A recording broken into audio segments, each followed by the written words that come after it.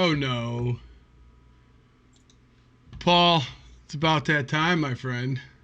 Oh, and it is most certainly that time because who doesn't love a live stream at 10:48 Eastern Standard Time in the evening on a Tuesday, right? I mean, what better time to talk Buffalo Bills football than at nearly 11 o'clock on a Tuesday? Hey, everybody, welcome. Paul here from Hashtag Sports. Mario obviously is with us. So I wanted to, before we got going in the live stream, I wanted to talk a little bit about the charity for the Punt Foundation, Brian Moran's Punt Foundation. We are trying to raise $2,000 to help families and kids with pediatric cancer and the struggles that they deal with. And you can help us with that. So we're doing a football squares, but it's charity boxes is how we're referring to them. And you can win some pretty cool autographed Bills merch. We've got mini helmets signed by Fred Jackson, Andre Reed, um, Devin Singletary. We've got mini footballs signed by Harrison Phillips and Lorenzo Alexander. So we've got some really, really cool stuff that we want to give you. Now, all it is, it's $5 for a box, just like your standard football squares work. At halftime and at the final, you'll win merch if you land on it. It'll be totally random. So all the cool stuff that we've gotten, we're going to randomly assign it to each game, randomly assign it to first half or second half, and whatever you win, we'll ship off to you. So you can check the description of this video. We'll have all our Venmo or Cash App information if you want to make that donation. All 100% of the proceeds, 100% are going to the Punt Foundation. So every single cent that we raise is going over to them.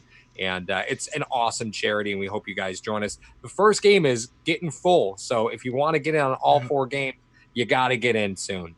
Because that first game is going to be the Ravens game, and we're pretty close to almost sold out in that first game. So if you want to get in, you got to get in soon. Mar, anything I missed there?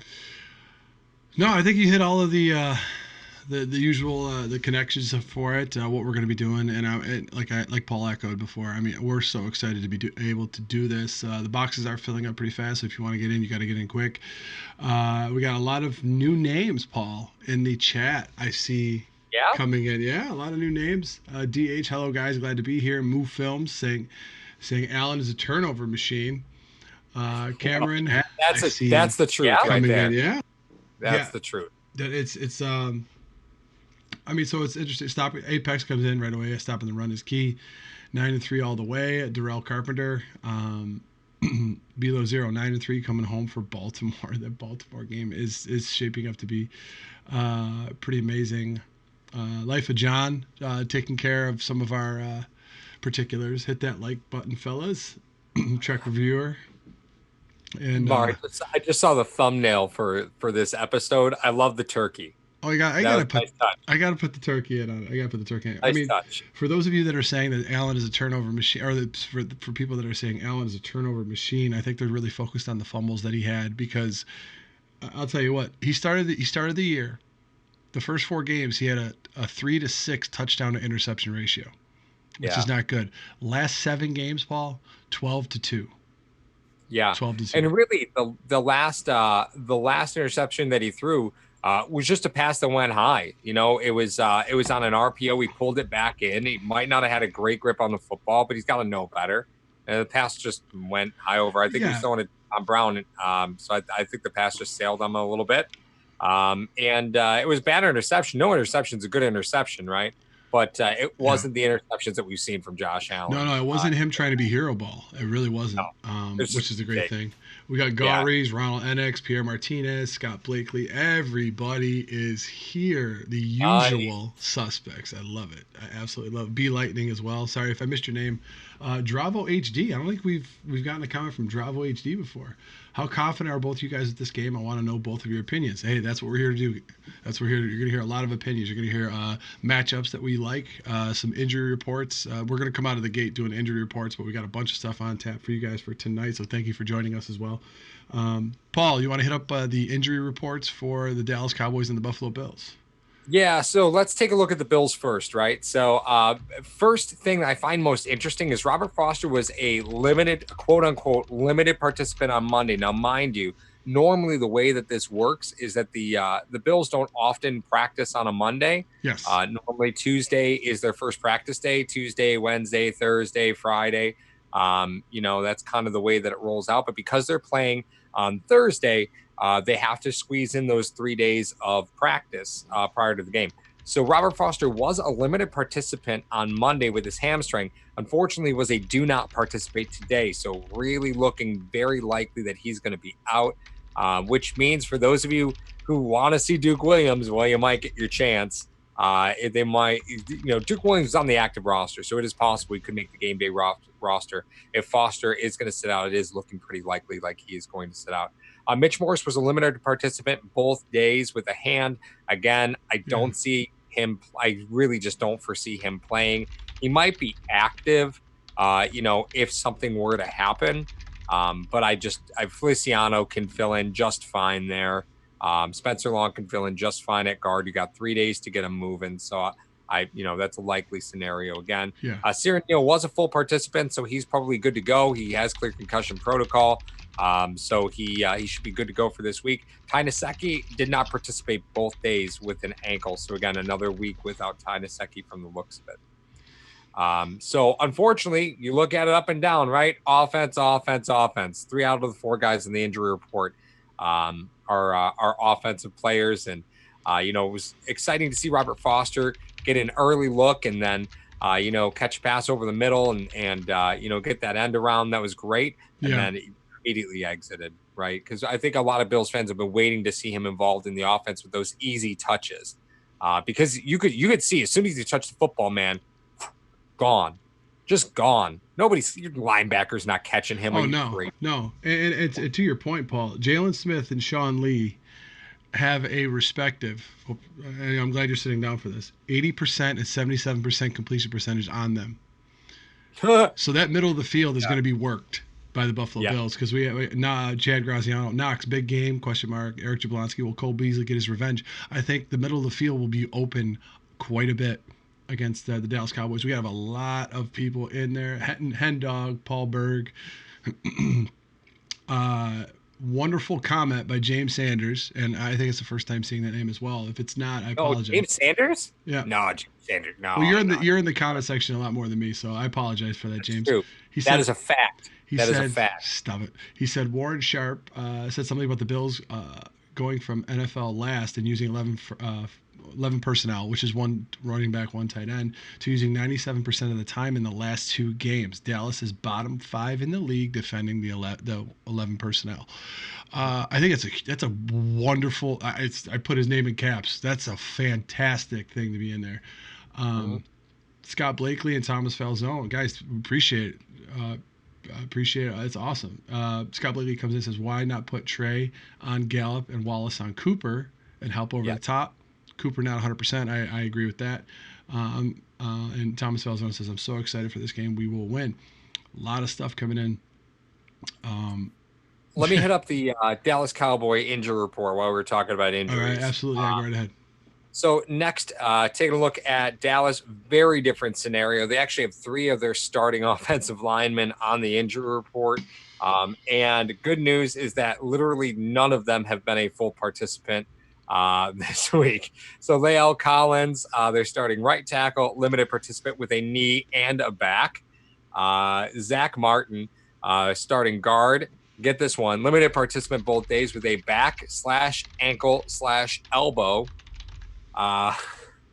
That's a bad week right there. And then Connor Williams, they're starting, I believe, left guard, is a limited participant with a knee. Now, listen, guys, I'm not going to tell you that I ever want to see a player miss time because, that's not the way that I love football. So I'm never going to wish ill upon any player, except maybe Jarvis Landry, or I could name a few over the years, but that's not irrelevant to that. If Zach Martin or Connor Williams doesn't play in this game, do you know who we're going to get to see starting at guard for the Dallas Cowboys? Mari, do you know this? Can I look? You can look. You should know me. Like you should. There shouldn't even be a question as to who this is. One of my favorite names in football, my little wrecking ball of guard. Is it Suafilo? Xavier Suafilo Stop is the it. yeah, he's the backup guard for the Cowboys. He's an angry little man. So if Connor Williams or Zach Martin are not ready to go, they do have actually a pretty good backup guard in Xavier Suafilo.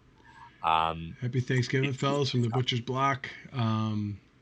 Yeah, Jacob Moldovan, F. Jarvis. yeah, that's right. That's right. All right. Yeah, everyone's talking. Like I said, you guys are flying in, and we love it. You guys are. It's pretty awesome. You're talking about the, how's Dallas's D? Is Singletary going to run rampant? Is Cole Beasley going to have over 100 yards this game? A lot of things to discuss. However, Paul, I don't think I'll drop the bombshell that I told you about earlier because Paul, like I said, Paul and I don't usually talk before we go on our live streams because we forget stuff sometimes. Right. So I dropped a bombshell on Paul right after the game on Sunday, and he was like, "Whoa, that's you're gonna anger a lot of people with that information." And I said, "Well, I think it's something important to try to check out because it's pretty interesting to see if that was to manifest." So. Michael Doherty comes in. He says, "I think that it was big that we played at home and the Cowboys played at New England this week. Got rest, rehab the night of, and Cowboys were stuck in late in the rain. They were playing. They travel back. That's something that I think is pretty normal for the Dallas Cowboys. Once you get drafted by that team and you play there, that's something that you're used to doing every year. So I think that a lot of those guys that are there, their bodies are conditioned for that. A couple of statistics.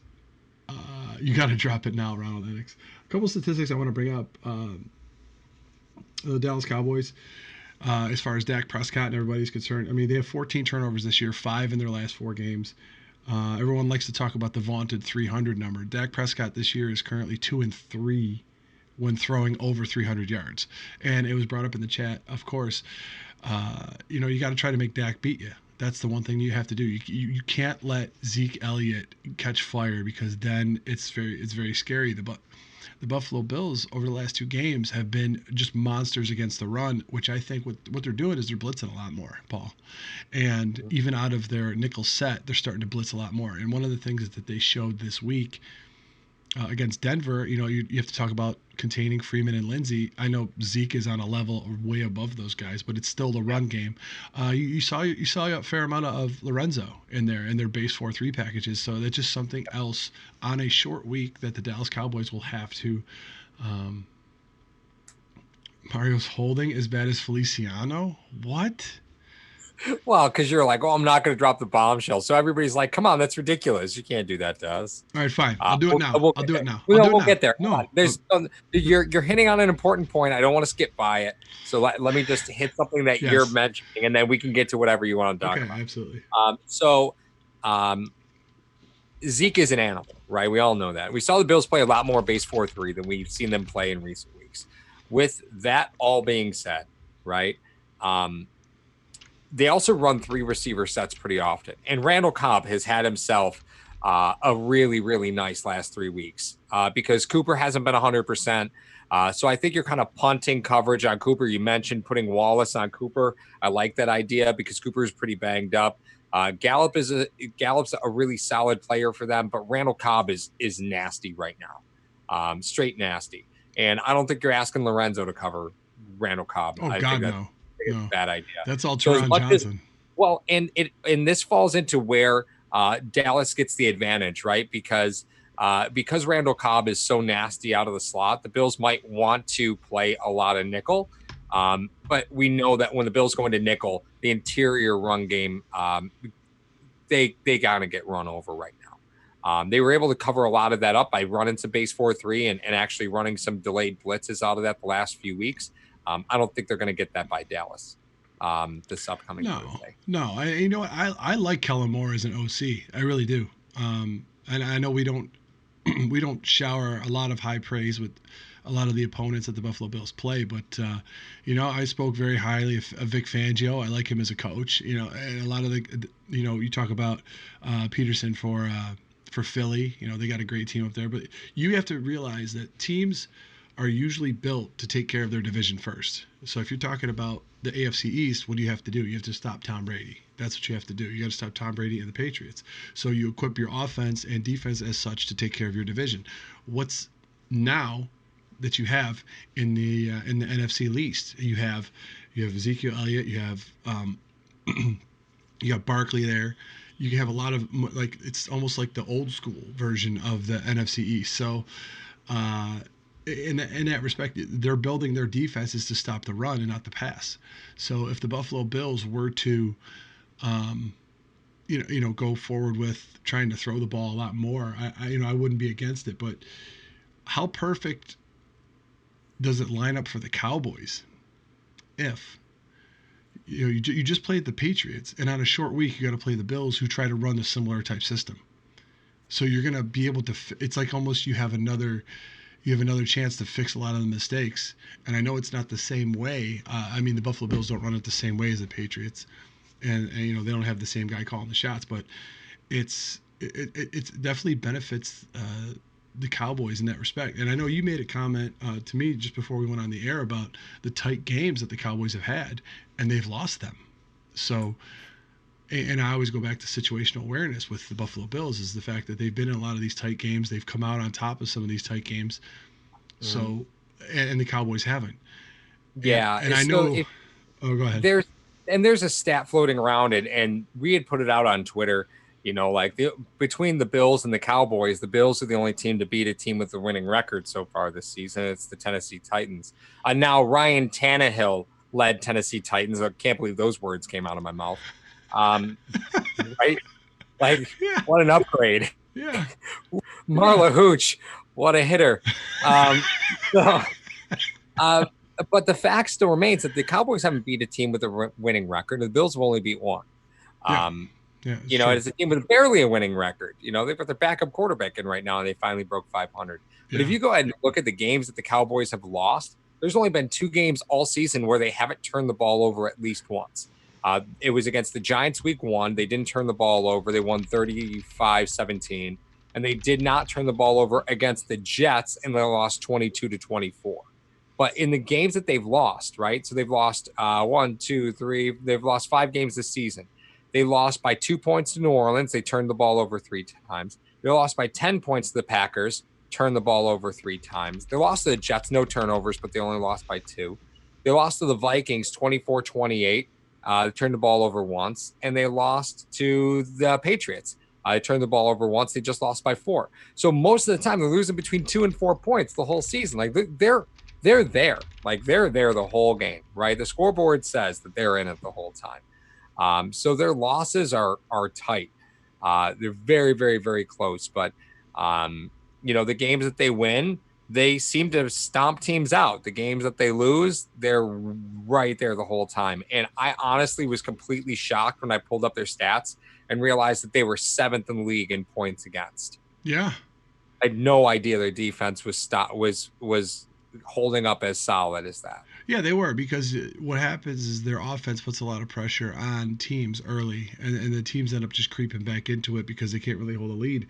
Um, And if you look at it, a lot of people in the comment section, hashtag nations, they're talking about, we got to run, we got to try to establish the run, we got to try to run on Dallas, and you do, because 2 out of the 3 losses that the Buffalo Bills have had this year, they've rushed for under 100 yards combined, and that's paramount to helping a young quarterback. That's paramount to moving the chains. That's paramount to opening up a lot of facets of your offense that you want to be able to do. And I agree wholeheartedly with that. And in running the ball, Paul, it's time. It's time for you Yeah. to do Okay. that. Here's the bombshell that Mario was hinting at before. Um, I mean, this is all you. You'll go have a good time. Yeah, I will try to have a good time with it, because the numbers. I go by the numbers, and I go by the what happened. All right, so you're talking about Frank Gore just moved into third place all time, passing Barry Sanders, which not a lot. There's only 2 guys that could say that they have. Um, well, I mean, Peyton was already up there, but that notwithstanding, what if? What is the possibility, Paul, that Frank Gore is not activated this game in light of TJ Yeldon to try to open up the outside. Because you talk Yeah, about Dallas, you talk about if you want to go with a running back, maybe you want to go 21 personnel. That's two backs and one tight end, and then you flank T.J. Yeldon out. These linebackers have had almost 80% completion percentage on them. Now you got Foster out, probably. I mean, limited. We talked about limited. He was limited earlier, but limited could mean that the guy rode the bike all day. That doesn't right. mean that he was on the field running routes. Like I wasn't at practice. I don't know. He probably could have. Snarl. Like I said, I'm gonna get some enemies on this. But you saw the snap counts since Singletary's been back. He's had 18, 21, 23, 19, and last game was 23. But that they were just force feeding him near the end of that game. I'm just asking. I'm not preferring Yeldon over Gore. I'm not saying that. I'm just putting it out on the table to say, listen, if you wanted to expose linebackers that can't cover anybody, Hmm.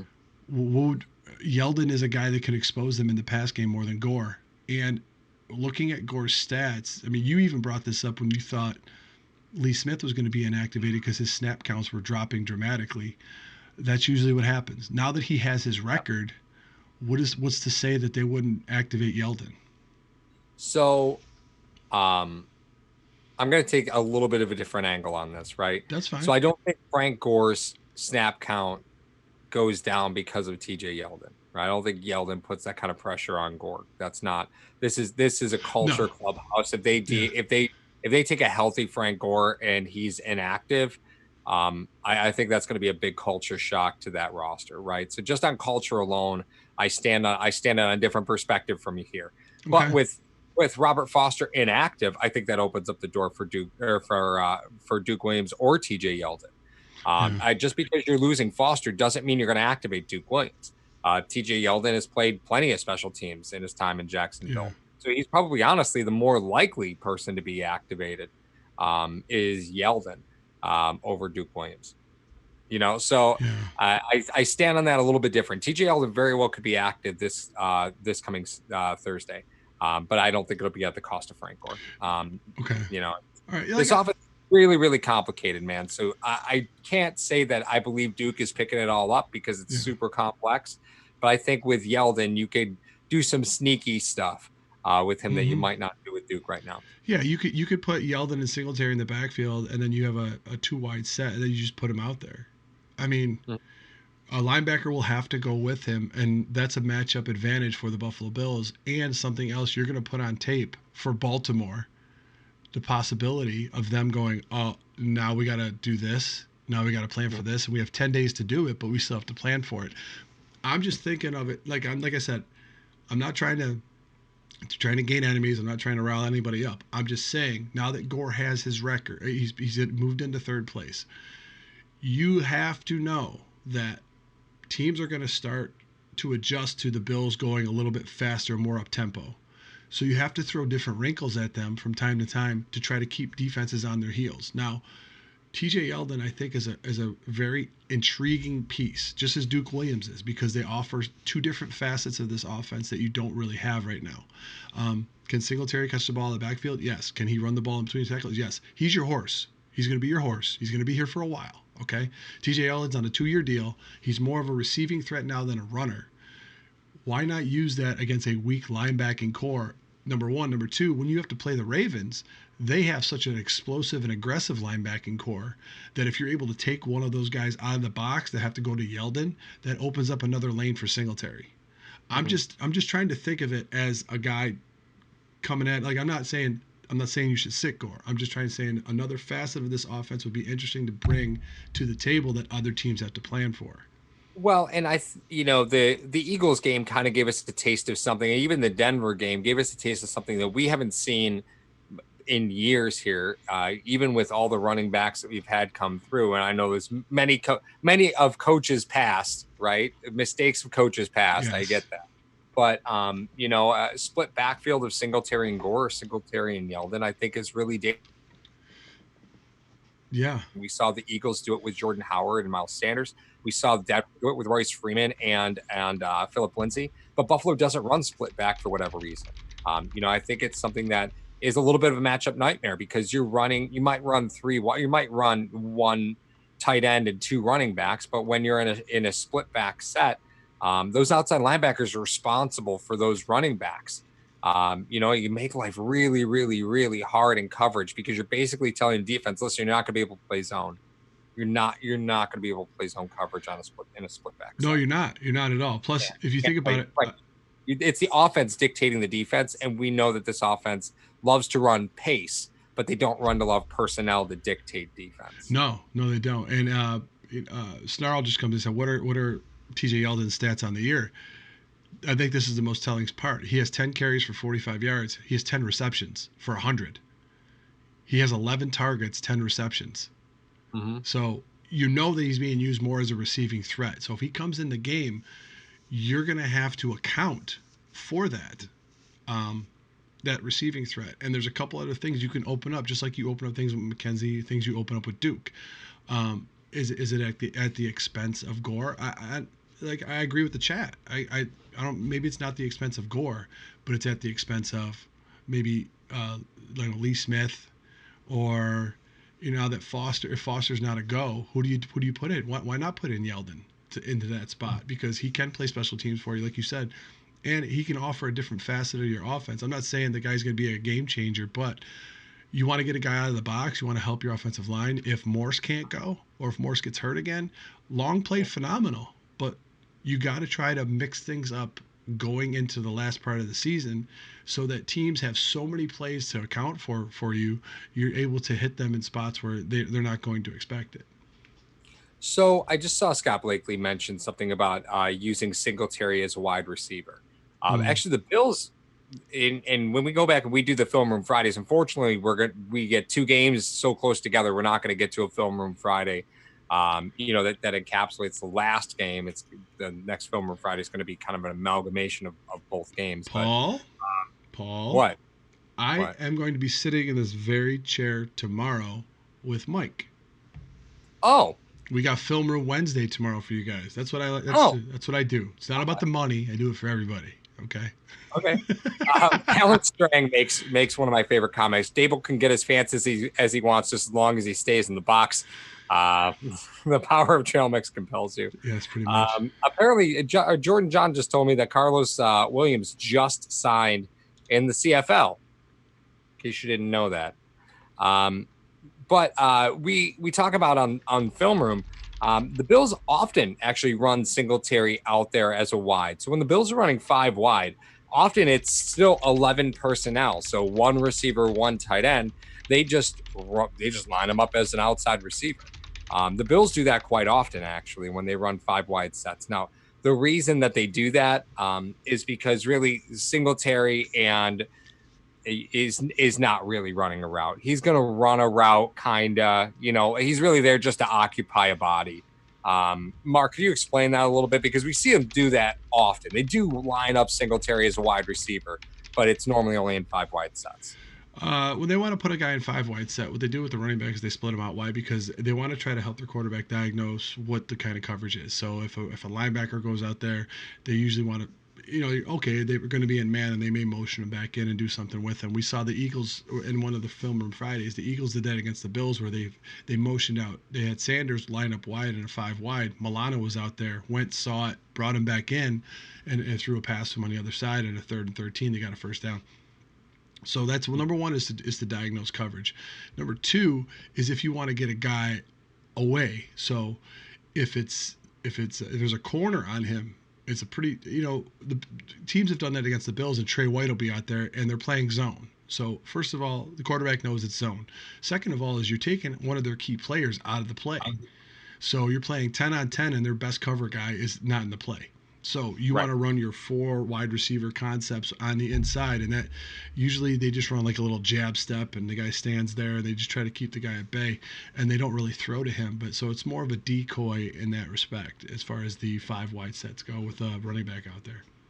Mm-hmm. Right. So. Yeah. It's and we've seen the Bills do.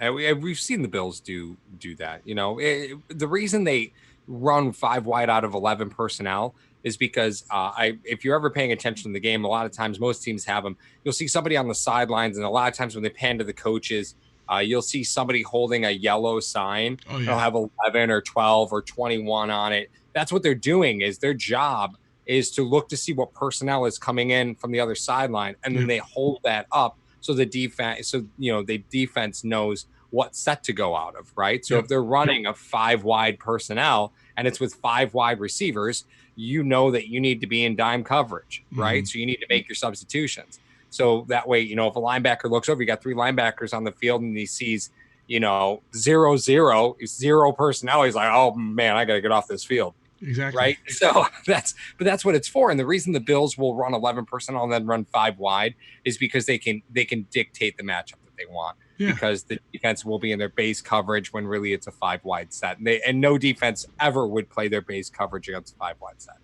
No, they wouldn't. And the other thing you want to do is, because with Vander Esch not being there, you got Jalen Smith and Sean Lee.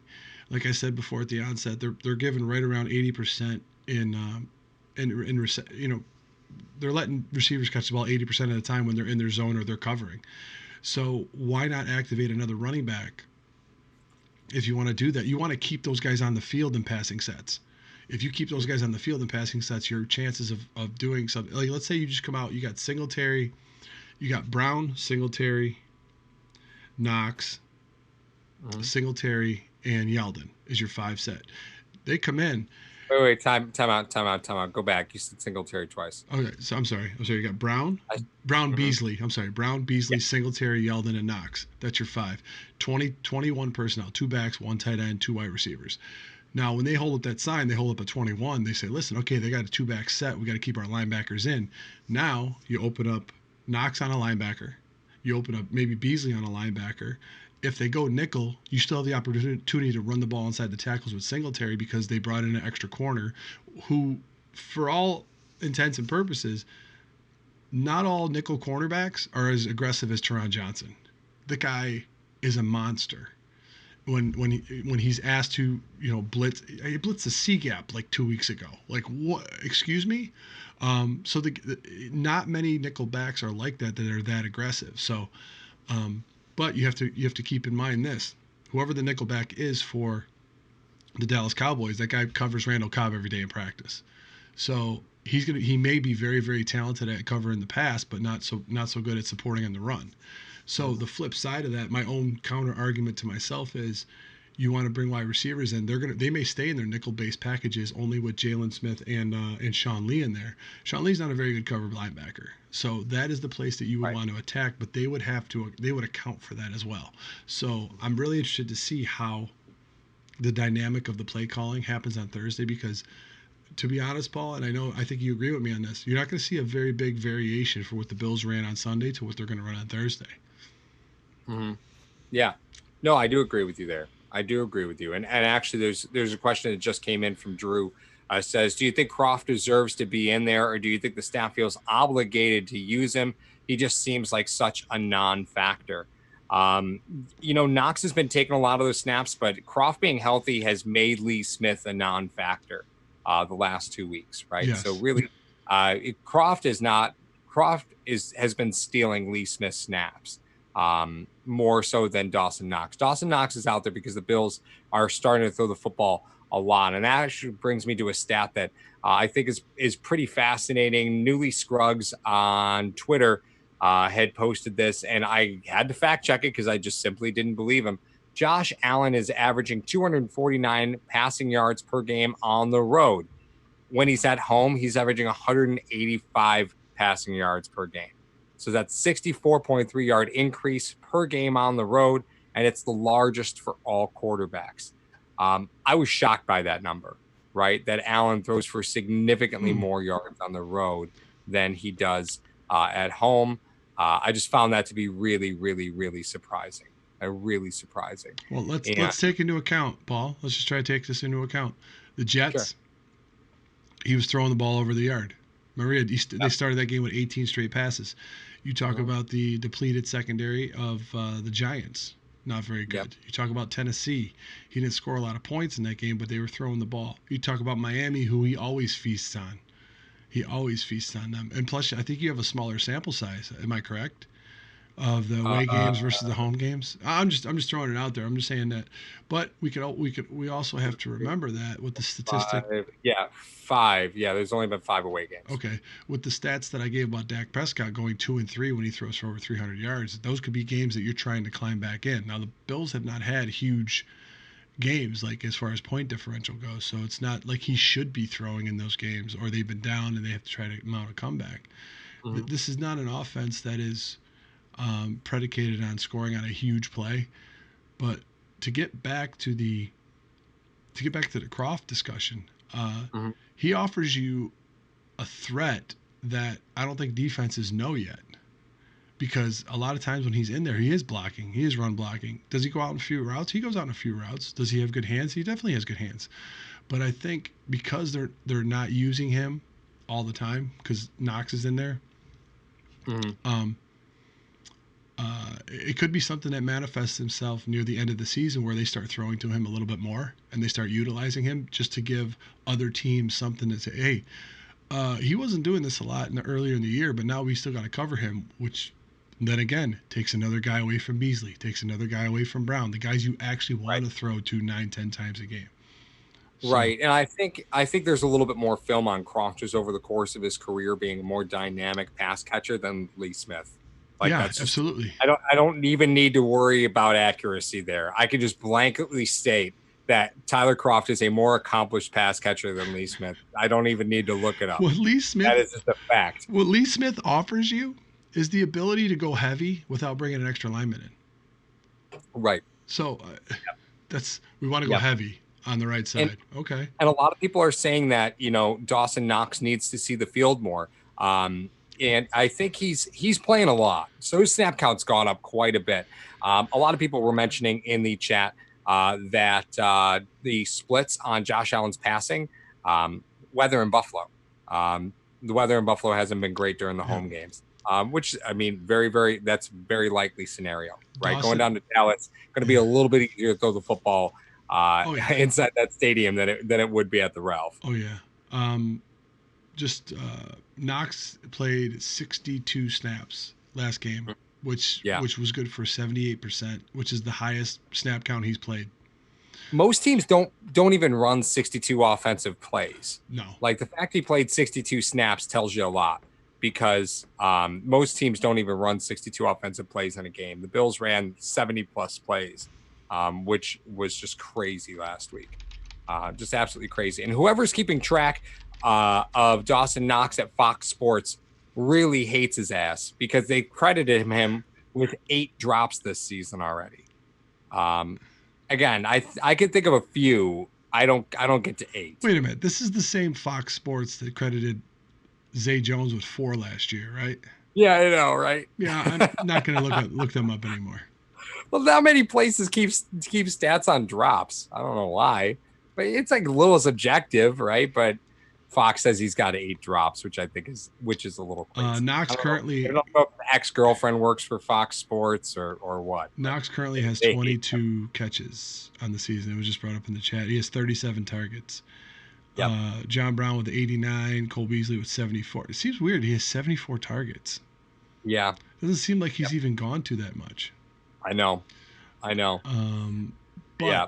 as far as the offense is concerned, Paul, I mean, we talked about Allen.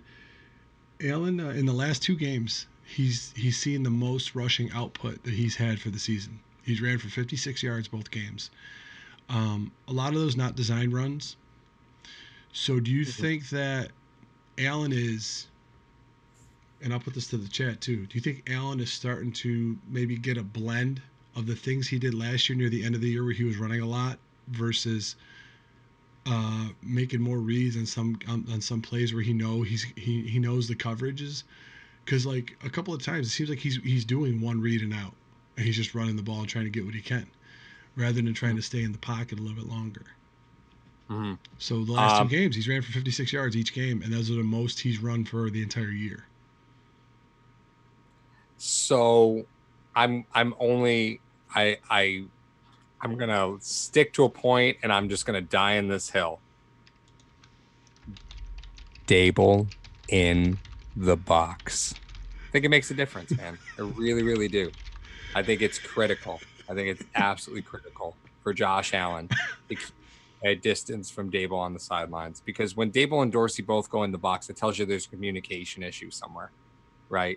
So they're really letting Josh take things over. It's a better managed game. And we even saw when we broke down the film on last Friday, he had plenty of opportunities to run. He wasn't taking them. We saw that. We saw that last game too. Even just watching the broadcast, he had opportunities to run, and he didn't take all Yeah, of them. he Where did. rookie Josh Allen would have, right? Josh Allen now is saying, nope, nope, nope. I know there's going to be something here, and yeah, there are times where he's going to take a sack. I mean, it's every quarterback gets sacked. That's fine. But I think the development of Josh Allen having Dable in the boxes is moving along faster. The box. The box, not Dable. We call him D box. D box. I love it. Call him the I X love it. Factor from now on. Um, Hey, Daniel Garis. It's actually a booth. oh boy, Daniel, that's awesome. Oh, another point to bring up too is this: if we could switch sides to the defensive side of the ball, because you got Ezekiel Elliott, you got Dak Prescott, Mari Cooper, Gallup, Witten, Cobb. You got all these guys. Pollard could have a good game. Could have a big game. He could be a guy that sneaks under the radar a little bit. But I know Fitz threw for 300 yards in the last matchup that the Buffalo Bills had with the Miami Dolphins, and it was a lot of garbage time. But because of all the sacks, the net passing yardage was under 300 for the Miami Dolphins. So Mhm. this season, the Buffalo Bills have not allowed a 300-yard passing performance Yep.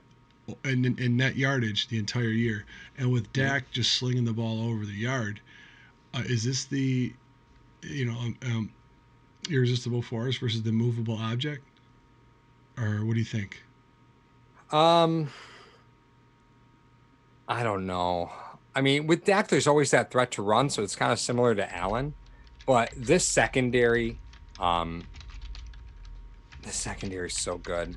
Like the linebackers being as fast as they are allow the secondary to play tight coverages, right? Because the linebackers can fly to the edges here. That's why when we talk about Baltimore, I don't think there's a linebacking group that can run with Lamar Jackson the way that Tremaine Edmonds and Matt Milano will be able to run with Lamar Jackson. Like, I'm just not really concerned about the Baltimore game as much as some other teams might be who have more immobile linebackers. I'm not worried about Lamar Jackson because Tremaine Edmonds and Matt Milano fly at the They linebacker do. position. So I'm not as concerned about that. Dak can run. He does sling the ball all over the place. You're absolutely right. But I'm not concerned about Jason Witten, so I don't have to worry about that. I'm Zoe not can concerned cover about that at Witten. all. Yeah, so yeah, exactly. I'm not worried about that at all. That's fine. The biggest concern that I have is how healthy is Cooper, who got shut up by Stephon Gilmore, which just flosses the narrative that Stephon Gilmore is the most elite of elite corners in this league because he shut out a Cooper who wasn't even likely to play. If you had to make bets on Tuesday this coming week whether Cooper was going to play, it was no. So a hurt Cooper got shut out by Gilmore, and everybody because the Patriots. I don't want to get into it. The point remains that Dak is a guy that you can get some pressure on, Yeah, but he's like Allen. If you give him a lane, he's gone. exactly. And he'll move the chains himself. So you have to get home with 4 against Dallas. You really do. You can bring some blitzes, but you got to be able to get some pass rush at 4. Yeah, I'm so interested to see, because I think that Thanksgiving games are always kind of crazy anyway, Paul. They always throw like a little wrinkle in there.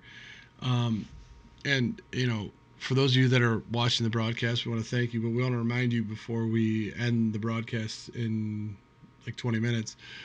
Be sure to check out the description after the video for your chances to donate to the Pun Foundation. And you get a box to try to win some Bills merch, so it's a win-win scenario. Um, I think there's going to be players of the game for the Buffalo Bills and both the Dallas Cowboys that you're not going to expect, because it being on a short week, being Thanksgiving, a lot of things kind of manifest. Uh, A lot of people are talking about, Edmonds having a big game, Milano having a big game. We always expect those guys pretty much to have big games because they're on the field so much. They're on the field for 100% of the snaps. You talk about Dak Prescott, Ezekiel Elliott, maybe Amari Cooper. If he's healed up a little bit more, I don't know how much he's going to heal up in 4 days. But you may see a guy like, I don't know why, but Pollard's name keeps coming up in my head, and Knox's name keeps coming up in my head. I think this is the national stage where everyone gets introduced to Dawson Knox. Mm-hmm. Beasley is the buzzword because he played in Dallas. Now he's playing against Dallas. He's going to have a few things to say to the, um, to maybe he's talking with Dable, maybe he's talking with Allen about certain guys, what their tendencies are that he sees on film that may relate to something that Beasley saw in practice. Uh, Mm-hmm. there's a lot of new guys there, but the fact that Vander Esch is out makes me Mm-hmm. feel a little bit better. And the way that the Buffalo Bills were still able to perform against Von Miller in Mm-hmm. that front makes me feel a little bit better about the amount of time that Josh Allen may have. This could be the first 300, man. This could be the first 300 game. I don't I care think. about those things, but I'm just saying that it's the possibility because of the cornerbacks. Let in some. I mean, like five out of the 12 touchdowns that were allowed by the Cowboys were allowed over the middle, over the Mm-hmm. linebackers. So Right. that's a big number. So that's something that's been exploited. So, So does that indicate to you that they are playing more man or more zone? well, for the teams that they have played, you play the Saints. I don't know anybody that can man up Michael Thomas. No. They're playing the Vikings. You got Thielen and Diggs. I don't know if you're playing man on those guys. So Plus Cook. plus Cook, plus Yeah. so you have all of those things factored in. You have to try to play zone it and either bracket those because you don't have the horses to cover them. I mean, Mhm. a lot of the help that you had in your secondary is not there anymore. I think they were putting a lot of their money in the basket that they would get Earl Thomas, and they never did. Right. So, Yeah. that being said, Yeah. they're playing a lot of zone behind it, which means that these guys have to fly into their zones and fly out of their zones, and they're not able to cover the guys that are coming in their zones. I mean, you talk about 80% completion percentage on the linebackers, on the linebacking core for the for the Dallas Cowboys. That is something that you can exploit and that you should exploit. The middle of the field could be wide open. This could be a day where Beasley does feast because of the Yeah. completion percentages that are happening against this team. However, um, and the fact that they're not able to, that could be one of the reasons why they're starting to fall apart in games because they can't cover teams once they get a lead. Mm-hmm. Teams are forced to throw, and Dallas can't stop them. They've Mm-hmm. stopped them to a point because, like you said at the onset, now they're seventh in scoring defense, which I didn't think they were. I mean, they're 6-5, and they're in the top 10 in both of those categories, offense and defensive scoring. That's Yeah. ridiculous. That Right. means To something. only win 6 games. Yeah, Yeah. Yeah. something's I'm with going you there. definitely wrong with that team. So, is it an opportunity to take advantage of a bad team? I don't think they're a bad team. Is it an opportunity to take advantage of certain things within the game that you have to take care of? Yeah. When you go down, you got to get seven, not three. You, Right. you can't let the Cowboys hang around because they're going to be home. They're going to be pumped. It is Thanksgiving. It's a Mm-hmm. huge thing, a huge deal for them. They're fighting for their NFC East survival. You're going to have a very desperate team coming in for the Buffalo Bills. Right. And Alan Strang had brought that up. He goes, there's a lot of pressure in Dallas on Dak because of his contract, Jason Garrett for his job, because there's been talks of Jason Garrett being, on the hot seat. And then Pierre Martinez says, why do we always get the most desperate teams at the worst time, like the Yeah, Eagles and the Browns? You're absolutely right. But this is what makes football, right? yeah. There's always a desperate team, and you're going to eventually have to play them. And once you get into the playoffs, everybody's a desperate team. So these are the types of games that you have to walk away with the win on. You're right. We dropped the Eagles game and we dropped the Browns game. The Eagles game was out of hand pretty quick. The Browns game, you were within striking distance, the whole time. But this is a team in Dallas that you can't start your two drives and just kick field goals. You can't do it. You cannot go first two drives 6-0, right? No, You I you don't know. got to put the ball in the end zone. You Mm-mm. have to put the ball in the end zone against this team. You have to put them away because you'll have the opportunity to put them away. They're going to turn the ball over at least once. They They're are. going to give you a chance. You just have to. You have to put them away because if you let them hang around, their offense is good enough. They have enough weapons that they'll cause some problems for you. Now, You got. your foot on their throat as fast as possible. Is Dallas a team where you think they're going to try to control the clock, or you just think that's the identity of the Bills right now, as a clock controlling team? That's the Bills. Yeah, that's the Bills. I think Dallas looks at it and says if we can get a 2-score lead, we can make Josh Allen throw the football, we'll win this game. That's their whole goal is to get the Bills away from running the football. Yeah, we just got brought up in the. You think that this defense that Rich G said, can our D stop Elliott? Well, I don't think anybody ever stops Elliott. Mm-hmm. Just like you're talking about a defense now that has faced the likes of Le'Veon Bell. You faced the likes of we just faced Philip Lindsay, who's pretty good. You faced the combination of Howard and Sanders. You faced Michelle and James White. I mean, you have Elliott's. To me, Elliott and Barkley are the only two that they're in their own class right now. I know Cook's Mm-hmm. having a great year. A couple of these other guys are having good years. McCaffrey is an absolute animal. I don't know how that guy's not dead yet because he weighs like 175 pounds. I don't know how I he's not know. dead. But those three guys, it's more McCaffrey adds that receiving component, and I know the other two guys can catch the ball, like Elliott and Barkley can catch the ball. But I just think Elliott and Barkley, you want to talk about a pure elite running back. I think those two guys are in a class by themselves. If the Buffalo Bills are able to contain him, um, I don't think this is a thing though where you have to make a choice. Like the Bills will sacrifice the pass. You know what I mean? To do that. Well, okay, we're going to put Trey White on this guy. We're going to put Kevin Johnson on this guy. We're going to put Levi Wallace on this guy. And we're going to blitz six. And we're going to do run blitzes all day to try to stop Elliott. And we're going to try to confuse Dak Prescott. I think a lot of shifting and stuff on the front of the offensive line because their offensive line is so banged up. I think that's how you win this game. McDermott Yeah. even said it at the end of the last game. You win and lose the game in the trenches. So a lot of twists and studs up front. You want to send a linebacker. You want to send Teron Johnson off the corner. You want to send Trey White off the corner if Cooper's not in the game or if Gallup's not in the game. You want to do that. That's a perfect time to do that. But you have to try to do something to confuse this offensive line so that the initial lane for Elliott's not there. If the initial lane is there, if the Buffalo Bills come into this game and they play it the same way they play against Philly, it's going to be a long day. It's going Mhm. to be a very I long love day. I love that I love that point about standing up the defender. Just standing up a defensive line, moving coverages around. Shaq Lawson had one hell of a game Oh my uh, God. Yes, he did. last week. He played angry, right? Oh And yeah. he played so angry, and I love it. I absolutely love it. Bills Mafia Man 55. Does Levi Wallace come out and Kevin Johnson in if we play a lot of man coverage? Yeah, I think that's kind of what you would expect to see, right? Levi Yeah. is not exactly the best man cover corner in the league, and teams know that and they've exposed that, right? So when the Bills are betting and blitzing a lot, it leaves Levi Wallace in a lot of man situations. So if you want the Bills to blitz, Levi Wallace is not the corner you want on the field. I mean, I guess that's just the best way to phrase that. And You and know, let me rephrase it for you, Paul, because I think we're kind of getting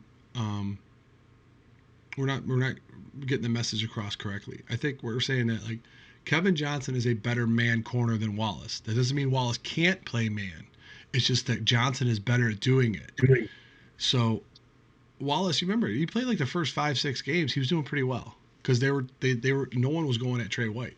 So well, whoever's the on that. Bills aren't blitzing either. Oh yeah, true, very true. So they weren't exposing him on an island like that. So they were playing more zone. He and I will say this: Levi Wallace is a better zone corner than Kevin Johnson is a zone corner. I'm not saying making those statements doesn't mean that either one is bad at the other thing. It's just the other guy's better. That's not, you know what I mean. Mhm. So, could Wallace play man? Yeah, he could play man every down. No. Could Kevin Johnson play man every down? I think he'd prefer it. I think he would. I think if you play nickel with Teron Johnson in there and you want to go man, you want to send 6 or 5 guys. Teron Johnson and Kevin Johnson can get the job done. I think, and then no one's Mhm. going to go out white. And then you have those two maniacs in the back end who's covering over the top as well. So Poyer might be sniffing around the box a little bit more this week. I'm just going to put that out there. I think Poyer's going to be sniffing around the box a little bit more for Ezekiel Elliott. You don't think so? That's what she said. Oh, Jesus, you're such a mutant. Sorry, I just had to do it. Not around Had to do Dable's it. box. Levi is a stopgap It's guy it's till um next year. it's a booth. Booth. That's what it is. It's a booth. Um, Tomato, tomato. whatever. Thank you, Paul. Jeff Farner agrees with you. Yeah, that's right. That's right. um, Yeah. So Score they predictions, there's or you one, got a point? well, there's one point that I want to bring up. Yep. So I personally think if we have to name an MVP for this game ahead of the game, so who's your player to watch? So who's the offense or defense doesn't matter. You have to I exclude Josh Allen because that's an easy one, right? You have to exclude Josh Allen. So excluding the quarterback, which is always the most important player on the offense and defense, truthfully speaking. So what who is your player to watch?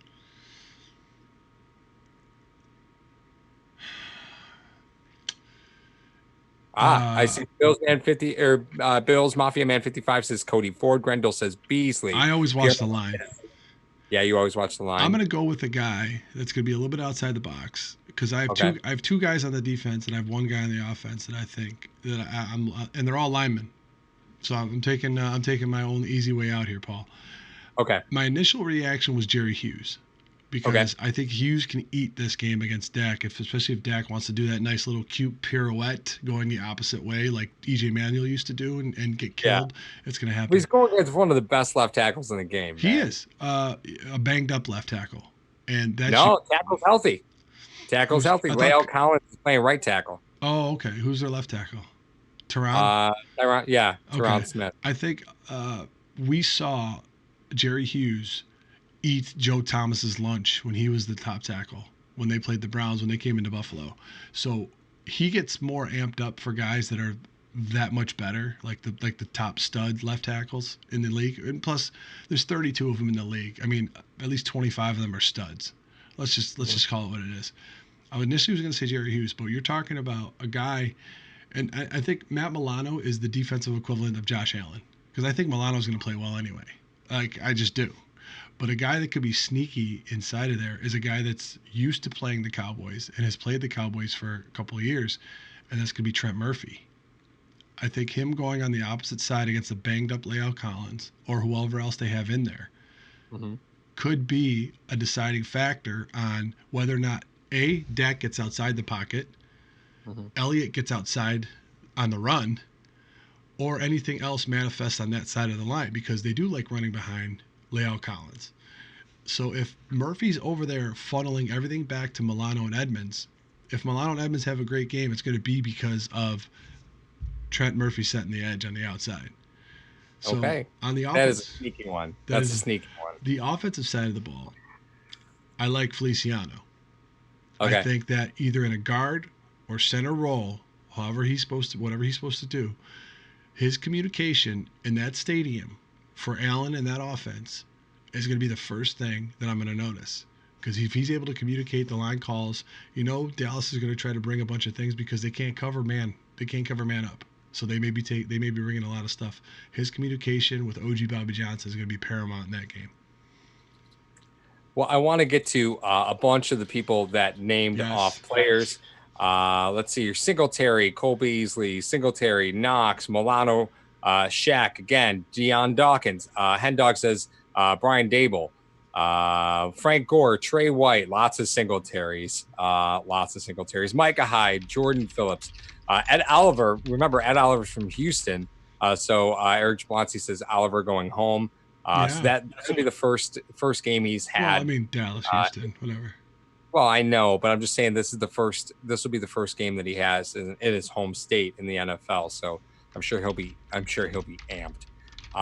Mine is a little bit different. I just want to call it Apex. Is like Mario wants so badly to say Star. Thank you, Apex, for that one. I did. Yeah. He came to mind. So to me, the biggest difference maker on this offense is going to be Isaiah McKenzie. Now I know you're going to think I'm crazy for that, but remember we see McKenzie a lot run those jet sweep concepts. We saw the Bills hammer that against Miami, right? Mm-hmm. And the reason that you do that is because when you have a linebacker group that you can take advantage of, you want to get them moving into a space that you don't plan on using. And that's what McKenzie does in those jet sweep packages. So I think McKenzie ends up being the unsung hero of this offense, because if you can get him moving on those jet sweep concepts, not even necessarily giving him the ball, those looks occupy a defensive end and a linebacker, right? Mm-hmm. Because it instantaneously changes coverages. And it's something the Bills offense can do to dictate moving the football and dictate coverages that they're going to look at. So I think McKenzie's the unsung hero. He's not going to get, a ton of touches, but I think he opens up a lot. So McKenzie is the guy to watch for me. If the Bills can really keep those jet sweeps going, and at least give the look, McKenzie will run one, or maybe two. They might catch a swing pass out off of one of them. Like, it might be a couple little wrinkles to make it look different, but for the most part, I expect Isaiah McKenzie to be in the backfield often in this game, and to make an impact, just dictating coverages. So that's mine. So you said McKenzie. Who's your defender? Who's your defensive player? Did you mention him? No. I had actually said one, offense or defense. Oh, okay. All But right. if I had to name somebody on defense, I'm going to go at Oliver.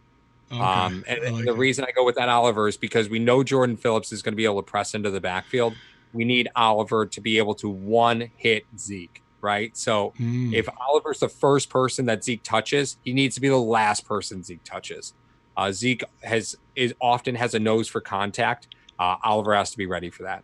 I So to like it. me, this interior run stopping is going to go as Ed Oliver goes. He's been one of your best run stopping defensive tackles in rotation. He needs to keep that up. If Ed Oliver can have the game that he was drafted to have, Zeke should be an under 60 guy. If you can keep Zeke under 60, you're gonna pound the Cowboys. I think if you keep Zeke at 100 rushing and receiving, you're good. I'm gonna take it a little bit further. Like you said, Right. under 60 rushing. I agree with you. I think he'll have like 40 receiving. Yeah, that's fine. Mm. Bell had kind of those numbers, I think, in the first week, but then we're going back 11 weeks, 10 weeks. This defense has morphed and changed a couple times.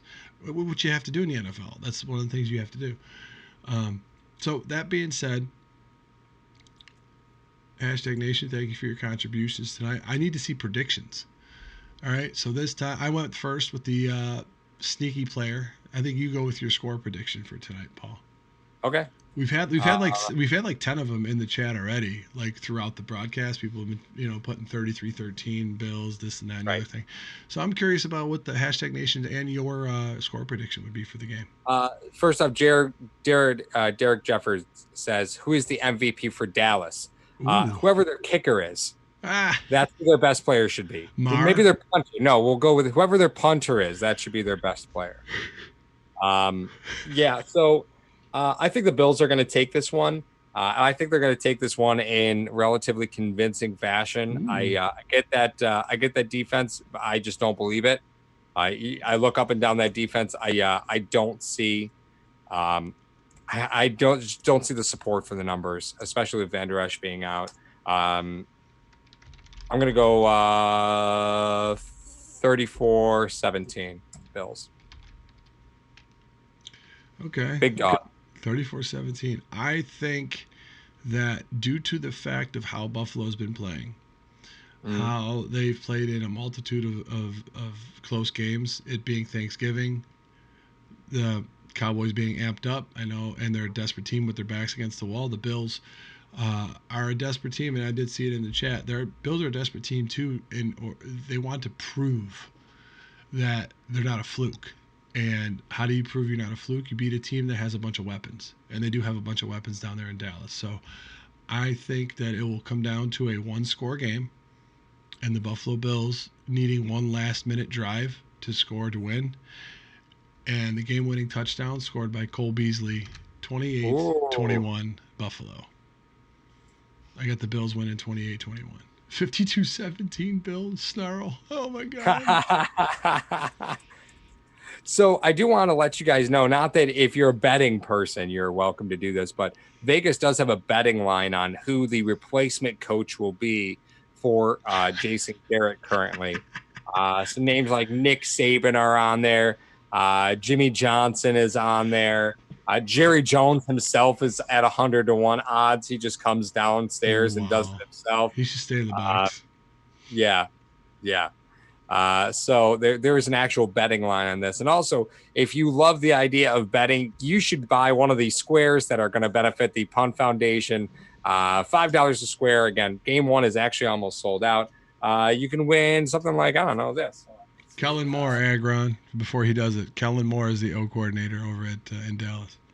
Let's see here. This is the Andre Reed autographed helmet with the Hall of Fame 14 inscription on it. Here it is. Ooh, Sure, from Andre nice. Reed I love that. autographed mini helmet. So this will be raffled off as part of the Punt Foundation. So you can check the description on this video if you want to donate. It's $5 per square. We're giving it away halftime and at the finale. We don't know when this is going to be given away. Yeah. We've got a bunch of autograph gear, so we're just going to randomly assign it to the games and randomly assign half to final. And we'll find out what you win when you find out what you win. So it'll be pretty cool. Yeah, like we said, we're gonna give it away over the last 4 games of the season, which is Baltimore, Pitt, New England, and the Jets. One giveaway will be at halftime. Another giveaway will be at the end of the game, and then we're gonna name both of the winners, obviously during our post game of all of our hashtag sports broadcast. So once you know that you're the winner, a lot of people have been sending us it through Venmo and marking it as private and sending us your address and whatnot, so we can send it to you if you win. If you need help troubleshooting on how to do it through Venmo, you can give us a email in the chat. I just put it in there, htagsports@gmail.com, if you need help, and we'll walk you through it, and it'll be fine. We also have a Cash App. If you want to send it, both of them, the tags are hashtag sports radio. Actually, hashtag sports radio on the Cash App, hashtag sports on the Venmo, spelled out. So, like I said, you're donating to a wonderful cause, the Punt Foundation for Brian Moorman, and you're also getting a chance to win some sweet merch. So, um, we're really excited to be doing this, Paul and I, because we never thought we'd have this platform to be able to do something like this. So we're really happy to do it. If you go and hit the like button of the video, this gets shot out to a bunch of different Bills fans. So make sure you do that. It'll be up in their feeds and whatnot. So we want to get as many Bills fans in here to do that. As we're trying to raise $2,000 for the foundation, we also would like to try to hit 2,000 subs. So hopefully we could try to make this a kind of a milestone giveaway thing for our channel. So if we end up getting to 3,000, then we'll try to give away that. Mario PayPal. Okay. Paul, should I put that? Should I say that too? Yeah. Okay. Yeah. We're also going to have. So PayPal. if you go to the shut up. If you go to the original video that we did last Tuesday actually, that I posted it, in the pinned comment, we'll have all the information for PayPal as well. So, All right. There we go. You happy? There we go. Yeah. Oh, yeah. Thank Fred you. Flintstone just came in. Yeah. Asked if we had any autographed OJ Simpson stuff. I responded with that we had an autographed OJ Simpson Heisman Trophy, but he stole it. I thought you were going to say glove. Did you? Doesn't fit. Doesn't. Did you see? Did you see the picture of the one that Drew sent us from the Rock Pile Report of the 4 guys that were walking down the street in jerseys? Oh yeah. What was it? It was an OJ Simpson, a Ray Lewis jersey. Hernandez and Mike Vick. Yeah. These 4 guys just randomly walking down the street and had all these different jerseys on. I go, I did the whole SpongeBob "I'm a head out" meme to it. I'm like, yeah, I'm a head out. Yeah. So, hashtag Nation, thank you for joining us tonight for our pregame. This is Tuesday, so tomorrow I'm gonna be in the film room with Mike. Joe from Believers Talk will be calling the game exclusive to Sportscaster on Thursday, and then after that, I am going to be running solo for the post game on Thursday after the game, and then very excited to announce. Obviously, we had the video come out. Paul and I will be in the car this Saturday recording a bunch of videos. So anything you guys leave in the comment section that you want us to discuss, topics, players, breakdowns, anything like that, contracts, whatever you guys want.